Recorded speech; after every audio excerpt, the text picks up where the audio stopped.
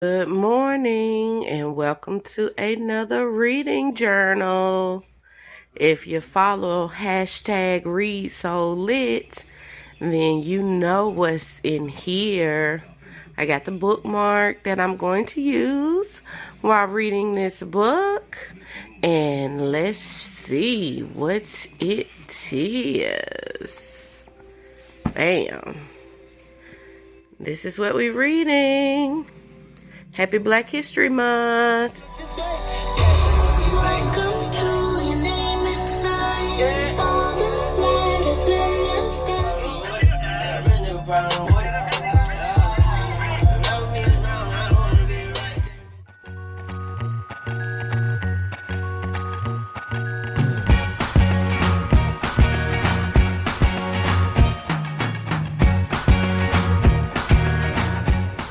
It is lunchtime, so y'all know what time it is. Time to get some reading done. Over the weekend, I made it to page 60, and so far I'm intrigued. I must admit, I do not know what's going to take place in this book, because once I decided to read it with the group, I was just all in. So for those of you who want to know, this is what the book is about. So hopefully I'm going slow enough for you all.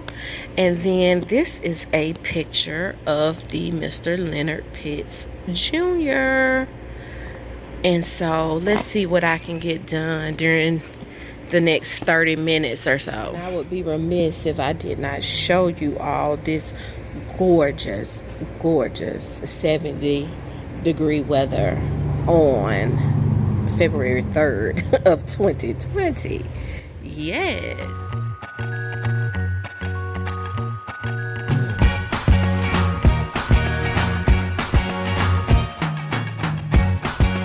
Yesterday, I passed the 100 mark in the book. I'm on page 110 today. I have exactly 30 minutes left on my lunch. So I am trying my best to make it to this little tab here.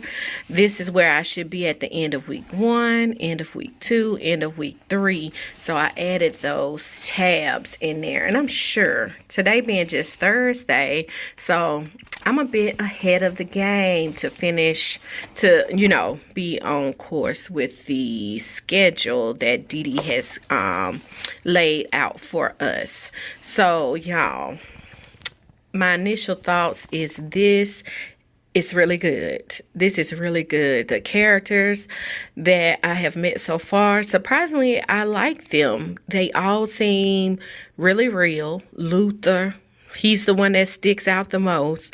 And if you're reading this, then you know why. Thelma, I just feel for her. George, I like George. His dad,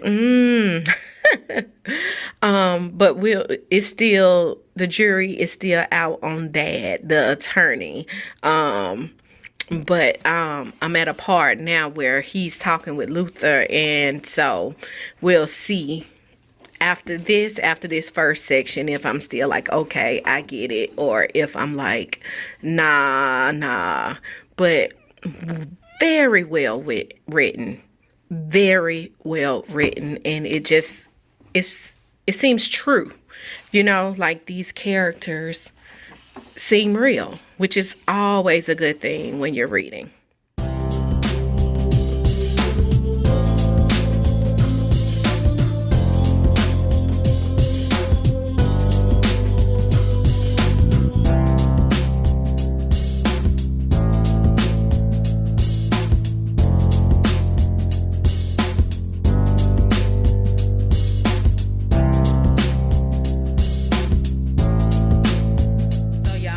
Excited, right?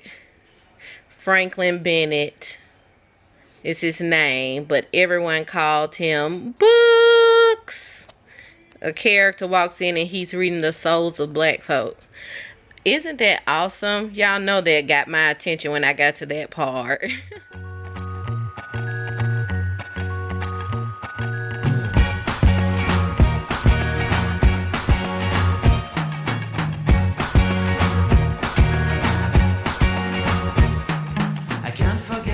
Here I am, chapter 22, page 293.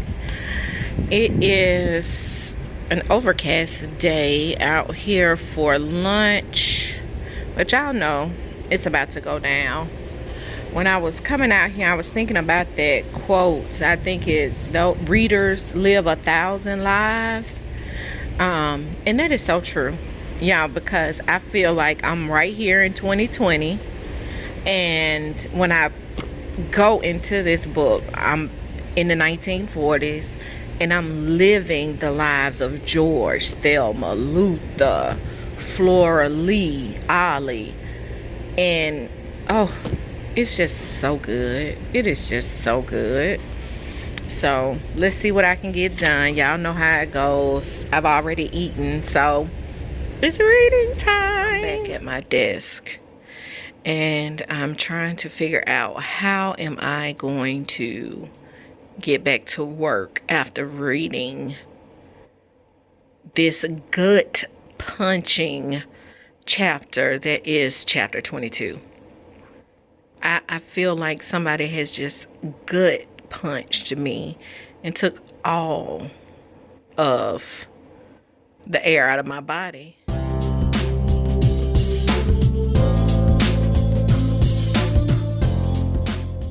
I have exactly 150 pages to go in this book, and y'all, I don't know what's gonna happen in these last pages, but I'm so anxious to find out. I also find it very satisfying that this book is exactly 500 pages long. The last thing you surrender. The last thing you surrender. I have 20 pages to go, y'all. And I want it to end. I am ready for it to end. But at the same time, I am not ready for this book to end. This has been one of the best reads I've had in a long time. What's up, y'all? This reading journal is over. I finished The Last Thing You Surrendered by Leonard Pitts Jr. yesterday morning. I finished the last 20 pages, and like I told y'all, I was so not wanting this to end, but so ready for it to end. This was excellent.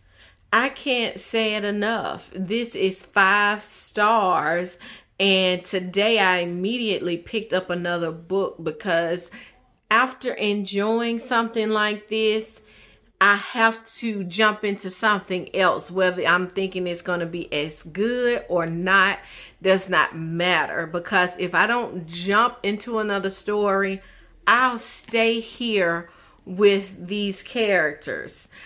If you don't know, this was our Read So Lit book of the month for Black History, and it was chosen by Dee Dee over at Brown Girl Reading. Thank you so much for this recommendation.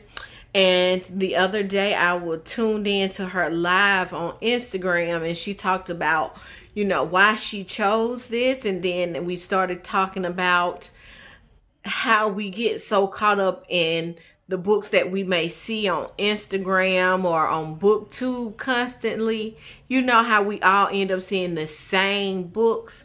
But the great books, not saying all of those books end up being bad or anything, but the great books, such as this, was on nobody's list. I mean, no, you know, anticipated reads of 2019. It was nowhere. I saw it on nothing.